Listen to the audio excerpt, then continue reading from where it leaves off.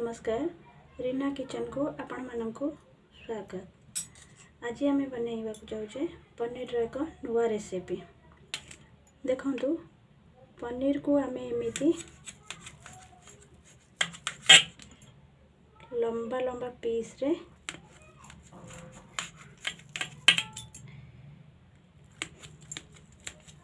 काटी नेबा। देखंतु एबे एथिरे आमे पकेइबा अल्प किछि हळदी गुंड, एमिति दरदरा कुटा गोलमरिच गुंड,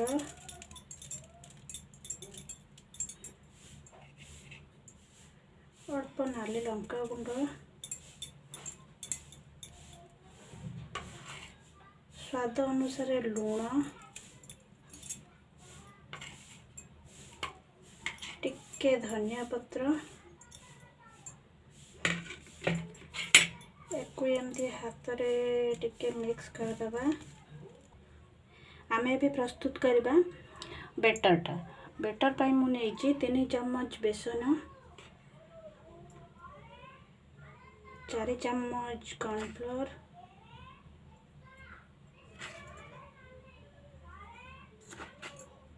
देखिए 4 चम्मच कॉर्नफ्लोर नेली, किछि लूण स्वाद अनुसार,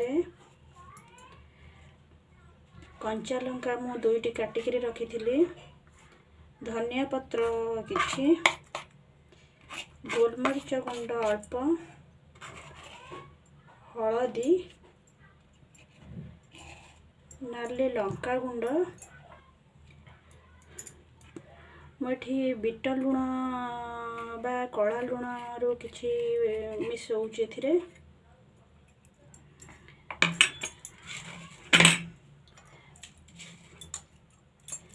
जुआणी को हमें एमती हाथ में क्रॉस कर दबा।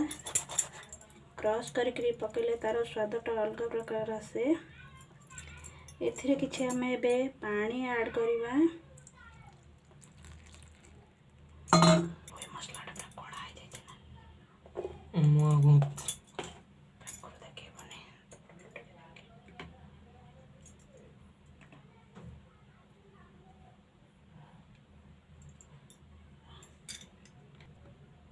अल्प टिके चाट मसाला, हाफ चम्मच गरम मसाला,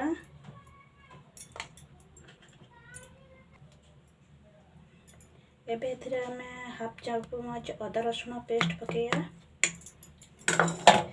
पकई करी आपको एमती हमें मिक्स करबा। देखंतु एबे हमर बेटर पूरा रेडी गलानी। एमती ही रखबे, बेसी पतला करिवे नाही। आपको एबे रेस्ट करिया पई 15 मिनिट छाड़ी दबा। बे हमें कौन करवा ना गोला हेइकबा पनीर सहित ए बेसन रो गोला को आपको एमती ही भाबे स्प्रेड कर दबा पनीर ऊपर।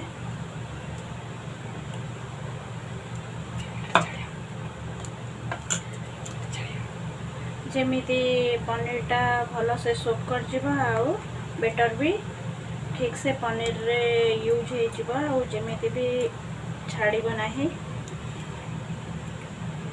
देखंतु हाथ लगेबे नाही, हाथ लगेले हुए तो पनीर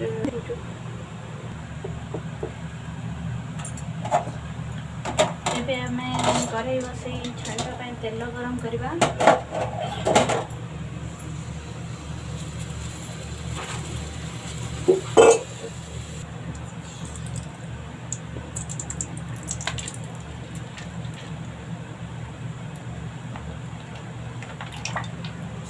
देखंतु एठी पनीर को आमे कुरकुरा करबा पई कि मु किछि सिमेई नेइची। सिमेई को आमे एमिति हाथ रे क्रॉस कर देले सिमेई गुडा को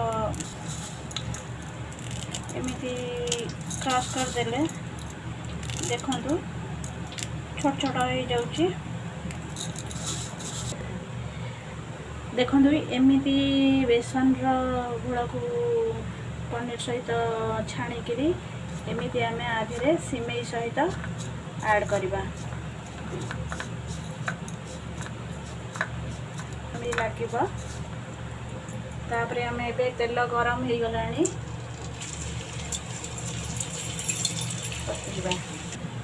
देखो मुझे गोटी गोटी कर पकई दे जाऊँगी आप देखो एमती बादामी रंग हो आसिले आम या उलट पालट करदे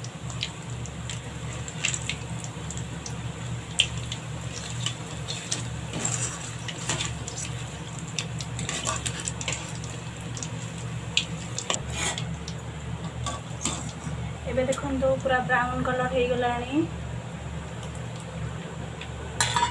आपको एमती गोटी गोटी कर काढ़ीदबा देखो एमती ब्राउन कलर हो गले आपण मैंने एमती काढ़ी रखिए देखा